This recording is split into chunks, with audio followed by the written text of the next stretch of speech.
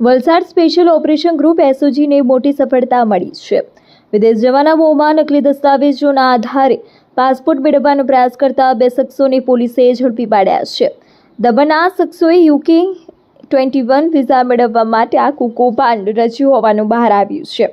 વલસાડ જિલ્લા પોલીસ અધિક્ષક ડોક્ટર યુવરાજસિંહ જાડેજાની સૂચના હેઠળ જિલ્લામાં ચાલી રહેલી ડ્રાઈવ દરમિયાન એસઓજી પોલીસને મોટી કડી હાથ લાગી હતી। હેડ કોન્સ્ટેબલ દિગ્વિજયસિંહ વાઘેલાને મળેલી સચોટ બાતમીના આધારે જાણવા મળ્યું હતું કે સુરત પાસપોર્ટ ઓફિસ ખાતે ખોટા નામ અને સરનામાના આધારે પાસપોર્ટ મેળવવાની પ્રક્રિયા ચાલી રહી છે।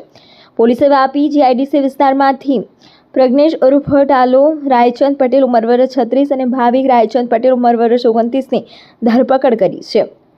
આ બંને આરોપીઓ મૂળ મોટી દમણના મઘરાવાડા વિસ્તારના રહેવાસી છે। આરોપીઓએ વલસાડના અમરામા વિસ્તારના ખોટા સરનામા અને નકલી દસ્તાવેજો ઊભા કર્યા હતા।